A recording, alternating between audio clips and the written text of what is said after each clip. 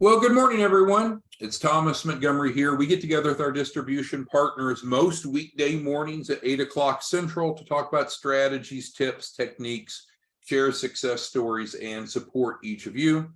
Today is Wednesday, June 14th, 2023. Our topic, as usual, is shared here on the screen. We're going to go through our competency assessment. Those of you that are small business consultants, thank you for accepting that role. It's an outstanding opportunity to help build the financial literacy and increase access to capital of small businesses across the country. So today we're going to go through a checklist, if you will, to make sure that we're all on the same page. Tomorrow, we're going to have a really special training, and it's on affinity marketing. There's a little bit of a sneak peek right there to the left, but we'll go through that tomorrow.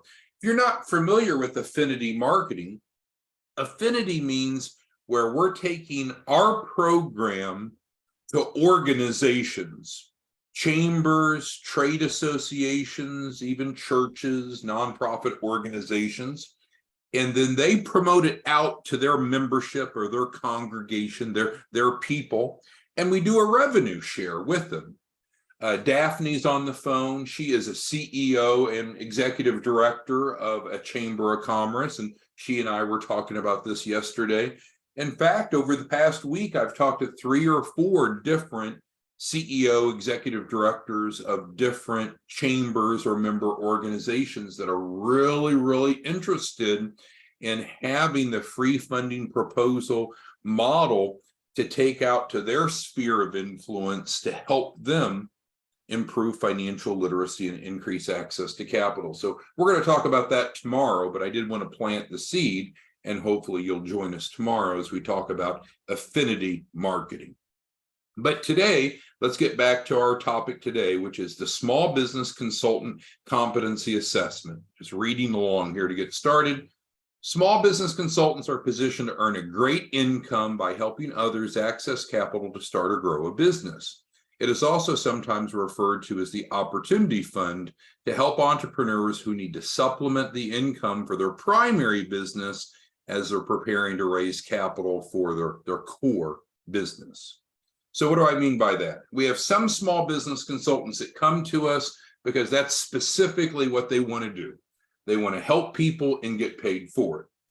Alternatively, we have some clients that enroll because they just simply need some extra cash flow now while they're getting their business ready for the capital raise. So it's still the same program, whether we call it Small Business Consultant or Opportunity Fund, it's the same thing, right? We're making 3% of the capital raise by referring clients in. No selling, no servicing. Now, as I think you know, we don't charge small business consultants anything up front. So when someone becomes a small business consultant, they enter into what we call a license agreement, which specifies each party's role. And then we proceed without charging them anything. We start providing the training, the tools, the resources, obviously the income opportunity and support. And in fact, we do not want, let me highlight this whole paragraph here. We do not want small business consultants to pay their license fee. We don't want them to. We want them to come in and we want to go out and help people so the small business consultants are making money, not spending money. But I think we all know there is a license fee and it is waived perpetually as long as the small business consultant is active, participating. If not, then of course the small business consultant is responsible for the license fee, but that's not the goal. Furthermore, small business consultants do not sell anything to anyone. They're just simply creating community awareness of the free funding proposal, and they're paid generously as participants are receiving capital. It's really the perfect economic model. So let's proceed without any further delay in going through the assessment. Now you're going to see all the questions at once, but if you will, kind of constrain yourself and we'll go through them together and discuss those. So let me pull it up here. Okay, a little too far. So the first question that we have for each of you, and if you'll go ahead and reply in the Q&A, it's kind of like a chat box. I could have set up an official poll. I guess I was too lazy. I didn't do that. But do each of you have a replicated website to use? So if you're set up as a small business consultant, go ahead and respond now. Bernard, Daphne, Greg, Holly, Jeanette, Lon, Patricia, Mr. Brown, we've got 210 of you on there. Want to make sure that everyone says yes to this. If no, then the system is broken. And it's my fault, not your fault. So we definitely would need to get together one-on-one after today and make sure that you have your replicated website link to use. Okay, so you make note of it if you don't. Like Mr. Grant, you don't have one. That's my fault, not yours. So if you'll go ahead and reach out to us afterwards, we will assist you with that. Okay. Question number 2 for the assessment is, have you viewed the 3 essential training videos that's on the careers page? And we added those a couple weeks ago. Those highlight the proposition of the free funding proposal. There is the introduction, and then there's the process, and then there's success stories. So I want to make sure that each of you have watched those 3 training videos. I know we do these Zooms most weekday mornings. I know there's lots of other trainings you could see, but for the moment, I don't care about any of the others. Just specifically, have you watched the 3, we could call them the core training, the essential training, the most important, whatever you want to label them. But we're looking for a yes from everyone on number 2. If not, it's my fault, not yours. I need to do a better job of encouraging you to watch those 3 videos, because if you watch those 3 videos, you should be, oh, and you have your website link, you should be open for business, ready to start helping people. All right, number 3. Should you be scheduling weekly one-on-one support and accountability calls? And there's a link, calendly.com, IIMFL support.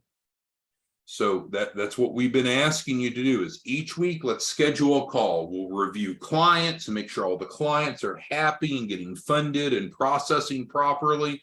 Make sure that we're training you properly, supporting you properly. If there's questions. Now, if something urgent comes up between our weekly calls, of course, we can address it. But I think having that weekly scheduled call is important, and it's your responsibility to schedule that using our Calendly link. We have different Calendly links for different purposes. The support one is for you all, to support you. Okay. Number 4, do you have access to daily webinars? So obviously, those of you that are on it live right now, the answer is obviously yes. But if you're listening to a recording of this and say, well, damn it, I don't know how to get on these live webinars. No one's invited me. No one's provided me the registration link. I don't know how to get on live so I can ask questions. So if you're answering no to number 4, again, that's my fault. It's not your fault. We need to fix that. And we'll fix that by you letting us know. Because frankly, as each of you became a small business consultant, we sent you an email, an onboarding email. And on number 2 of that email, it told everyone how to get a replicated website. I think I'm pulling from memory. I think number 4 on that list, also number 4 here, was how to plug into our daily webinars. But if anyone doesn't know, and this is more applicable to those of you listening to the recording versus live right now, if you don't know how to plug into our live trainings, that's my fault, not yours, but we need to fix that. Now, is there a requirement to hop on the live trainings every day? No, you can listen to them afterwards. And frankly, if you just view the 3 essential training videos, you're good enough to go execute and help people and make money. All right. Did you know that there's all the past trainings are posted? There's no passwords. We're very transparent. You have access to those, and those are up on YouTube on the Business Paralegal channel. So did everyone know that? Now, I reintroduced this number 5 cautiously because I don't want to encourage people to just go spend hour after hour watching old training videos, and some of them may be a bit dated and less relevant, because again, if we just watch the initial 3 that's on the main website and we have our website link, we're open for business. But there is more training that talks about the different elements of the programming, collateral support program, all kinds of in-depth training. Not required. I just want to make sure that you know that it's there and you have access to it. You have hundreds of hours of training if you care to go through it. All right, so next, number 6. To refer a client, do you only need 3 things? 3 things. Do you only need their name, their email, and their phone number? And that would be submitted on the free funding proposal page of your free website. Remember your free website from number 1? So that's all that we need to get a client processed is their name, their email, and their phone number. You can drop it in on that page, or you can have them do it. But that's all that's needed. Some of you are very analytical, and I mean that as a compliment. And so the tendency of really smart people is to ask a million questions and try to qualify people. It's not necessary. It's probably going to reduce your effectiveness. If they have an interest in getting a free funding proposal, all we need to ask them for is their name, email, and phone number. We don't need to ask them what their industry is, how long they've been in business, how their credit is, which religious denomination they're part of. None of that matters. We need their name, their email, and their phone number. Now, follow up to that is number 7. For each submission on the free funding proposal page, should you alert them that they're going to be receiving an Adobe application that needs to be completed to get funding offers? Obviously, the answer to that, like all the other questions, is yes. Because if you just go drop in a bunch of people, name, email, and phone numbers, and they're not expecting a free funding proposal, they don't want that, and then they get Adobes from us, they're going to feel like they're being spammed. It's going to be negative. It's not going to be positive. So if they're expecting a free funding proposal, we need their name, email, and phone. And then they need to know that there's going to be an Adobe application coming to them within 24 hours, hopefully sooner, and that they'll need to fill that out. Because if they don't fill that out, there won't be any funding proposals, right? It's illogical to think that just with name, email, and phone, that's all that we would need to get them funding offers. We need the app filled out, which is confidential to one page. All right, number 8. Is everyone who requests a free funding proposal, are they assured of at least one offer? Each day we've been going through funding success stories, and I guess I should have came in a little earlier this morning and gave you another one from yesterday's applicants. I didn't do that, but we've gone through many of those. Yesterday we talked about from the prior day, a lady that received, I'm pulling from memory, I believe it was over 50 or 60, 50 or 60, one of the two, a big number of offers that totaled over $500,000 of first tranche financing. So absolutely, the system works. There's no one that could logically challenge, oh, are people really getting funding offers? Absolutely they are, and everyone will get at least one. Now, a lot of people will get multiple, but we don't know until we take them through. And I can tell you, I've been involved with processing some where I looked at the application, I thought, wow, I don't think they're going to qualify for much. And they surprised me. They got multiple cash offers. So you never know, because not all sources of funding look at personal credit. Not all sources of funding look at income. So it varies, right? Now we understand the big picture is we want to get them whatever funding they qualify for now, get it to them now, so that way they get the money, you get paid now, and then we work with them on building their profile to get more. Of course, we understand it's a 2-step process. Number 9, do many participants who request a free funding proposal receive multiple 10+ cash funding offers that typically fund in less than a week? The answer to that is yes. I mean, you're seeing a theme here. The answer to all the questions is yes. But number 9, yes, in fact, that is true.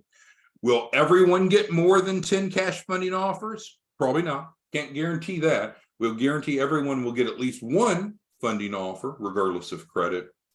But many are getting a bunch, and they can choose from those. There's no hard inquiries. They pick the funding offers that they want that meets their needs.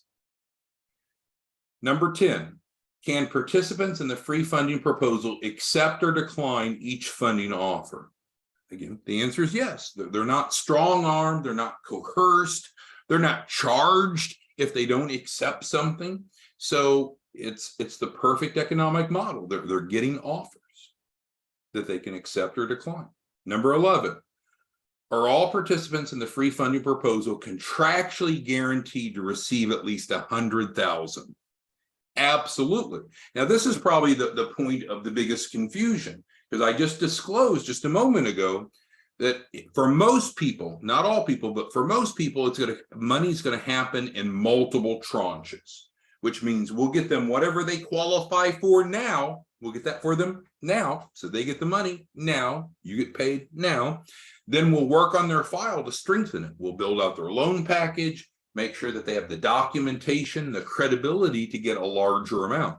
So do we guarantee everyone at least 100,000? Yes. Will everyone get 100,000 from their first tranche? Probably not, because a lot of those folks don't qualify for that. That's really what we're doing through the program, is improving their credibility on paper, legally and morally and ethically. Okay. 12. Are small business consultants paid 3% of the capital raise? The answer to that is yes. And then our state directors get an override of 1%. So for each client you refer in, they're guaranteed at least 100,000. And thus you can anticipate receiving at least 3,000 for just simply referring in someone for a free funding proposal. If you're the state director, for every consultant you have on your team, you can anticipate at least 1,000, right? An override of 1%. Number 13, if you refer in 2 clients per week as a small business consultant, would you anticipate earning $6,000 a week, $24,000 a month? And the answer is yes. I mean, it's just simple math, right? If each client's getting 100,000, you're getting 3% of that. That's 3,000. If you're doing 2 clients a week, which is the game plan, that's 6,000 a week, 24,000 a month for a very part-time gig. I have some people that come to me and say, well, you know, I'm really busy. But it's interesting. The people that usually tell me that they're really busy, they're broke, right? They're stone cold broke. Whatever money they're making, they're spending, or they're just not making enough to cover their bills. So this is a nice side gig. It's not a buy-in. It's not MLM. It's not network marketing where you have to buy some sort of kit and pay for a website. That's not the case. So is it credible? Is it honorable? Is it real? It is. Is it for everyone? No, but it's a good side gig. Can you refer in other small business consultants to earn an override? And the answer is yes, right? The answer to all the questions are yes, of course. But that's what we call the state director role. Oh, what's it cost to be a state director? It's a scam. No, there's no cost to be a state director. Well, what are the production requirements to be a state director?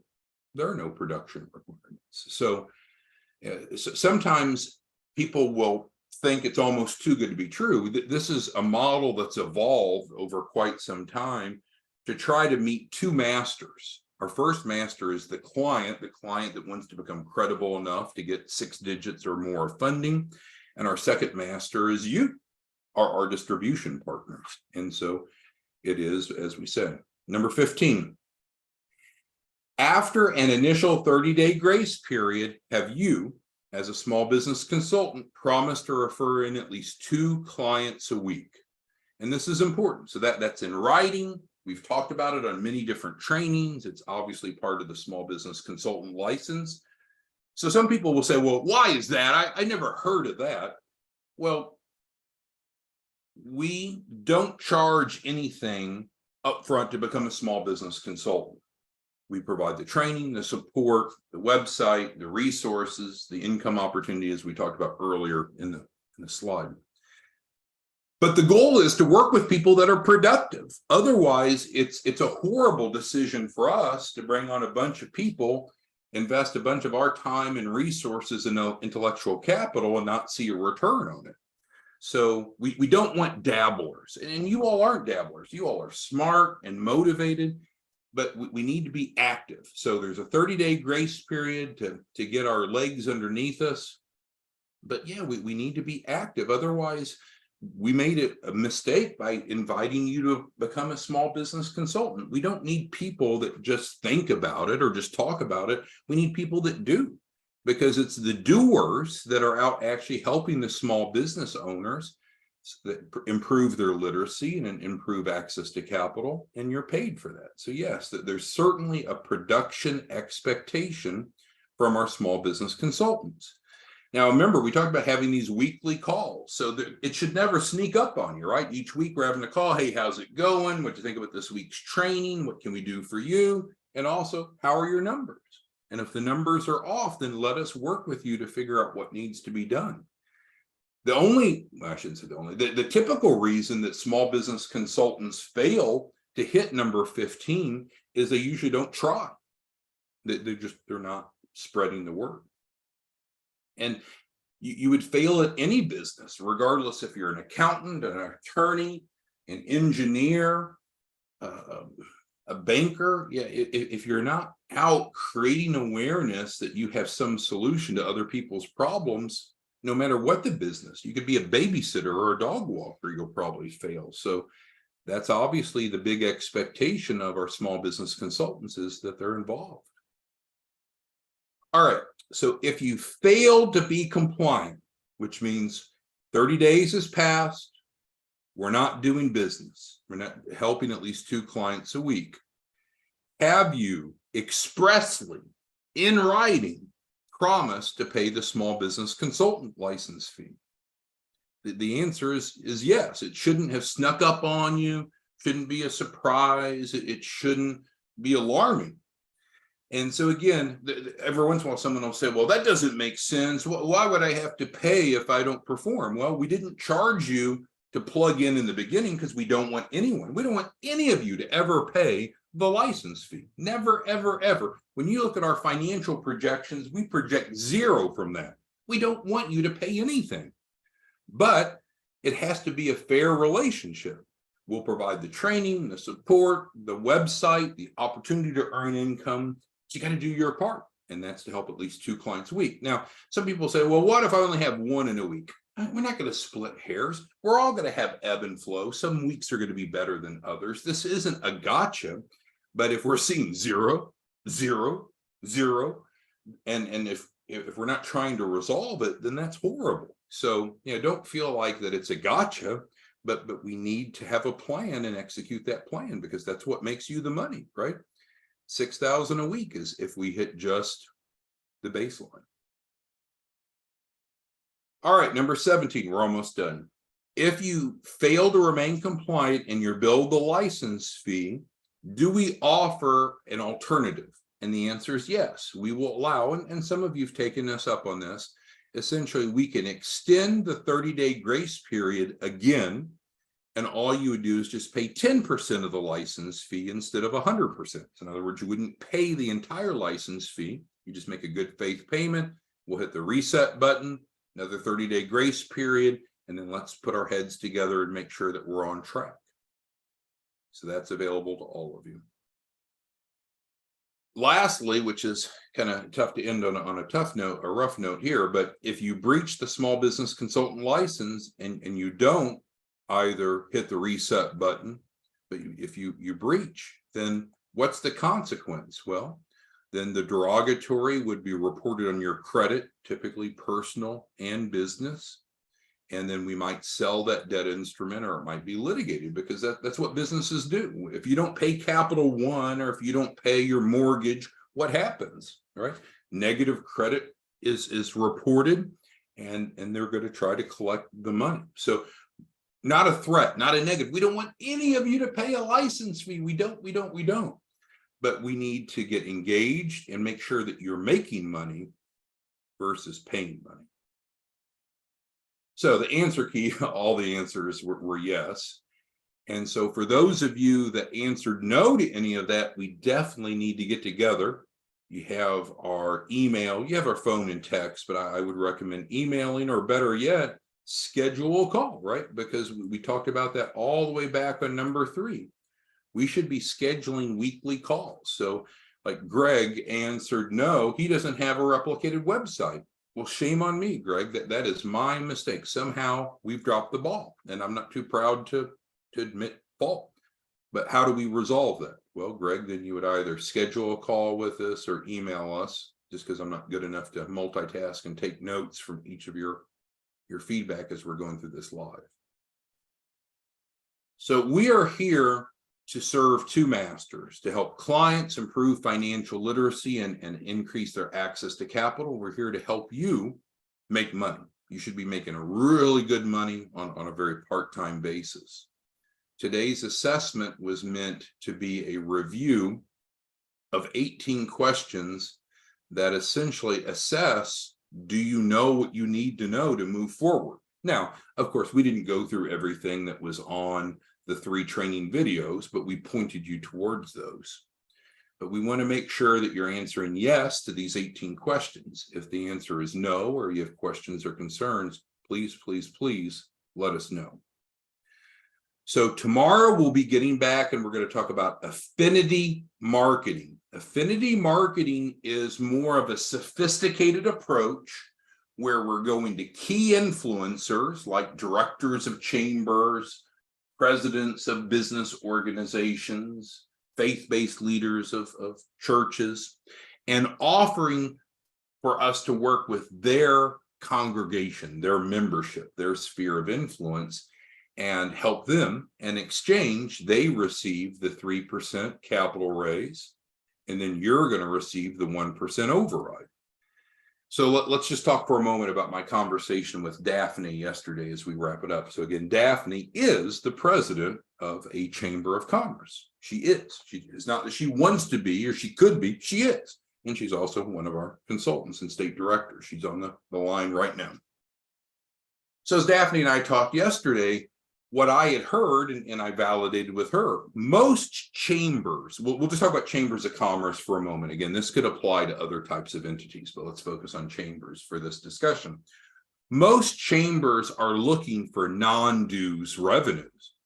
In other words, in addition to whatever fee that the chamber charges for the business to be a member, and some chambers don't charge at all, they're looking for other ways to bring money in to be able to operate. And so take it back 10 years ago, the big deal was Office Depot was going out to chambers of commerce and saying, hey, let's promote Office Depot to the chamber members, which are typically small businesses. Office Depot would give a little kickback, which is legal and ethical, a little bit of a kickback or a fee sharing, revenue sharing with the chamber. So just about, and this was again about a decade ago, at that time, just about every chamber in the country did a deal with Office Depot. There's other types of businesses or services that often offer affinity programs through chambers.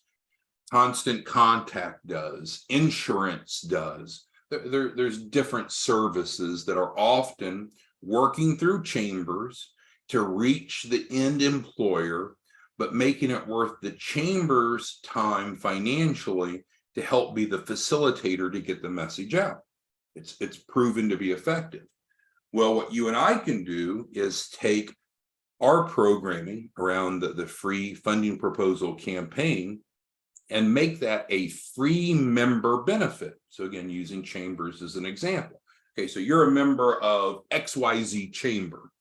Now, one of the benefits that you receive in addition to the networking and the newsletters and whatever else they do, not diminishing that, but whatever else they do, now also you get access to a free funding proposal. And that means that you would be able to get offers now for the funding you qualify for, and then assistance without any upfront cost of getting your file strong enough to qualify for at least $100,000. Well, many chambers will be interested in that for a couple of reasons. Number one, with the revenue share that's going to the chamber, that's great for them, right? 3% every time one of their members enrolls. And you can take small chambers, and maybe the chamber only has 20 or 100 or 200 members. let's just say they only have 20 members. Well, chances are at least half of them want and need capital. So that's 10 times 3% of 100,000 is $30,000. Well, to a very, very small chamber, an extra 30,000 coming into them is significant. It could be the difference between them being able to operate, to pay their staff, to do the things they want to do. So the number one benefit to the affinity partner is the new revenue stream. But secondly, it's also a reason that they could attract people to become a member of a chamber, because this is a new member benefit, right? Because anytime you're running an organization where you're trying to sign up members, you have this bulleted list of what's in it for you. Why would you want to join the XYZ chamber? Again, networking, business leads, whatever, but also free access to financial literacy and access to capital. So hopefully that makes sense. We'll go through that more tomorrow, but it's an advanced strategy because you need to get the proposal in front of the decision maker. And some of you would be very, very good at doing this. Patricia's on the line. I bet she could sign up 5 chambers in the next 2 weeks. Some people aren't so confident or so comfortable in presenting to decision makers. And so the affinity-based marketing is an advanced strategy. It will allow you to generate large numbers, but I do realize it's not for everyone because it requires a bit more competency and interpersonal skills to go pitch that to decision makers. Any questions, comments, concerns anyone has on our competency assessment today or our upcoming discussion tomorrow on affinity marketing? All right. Well, I'm sorry I ran long. Hope you all have a great day, and we'll see you back tomorrow morning. Bye-bye.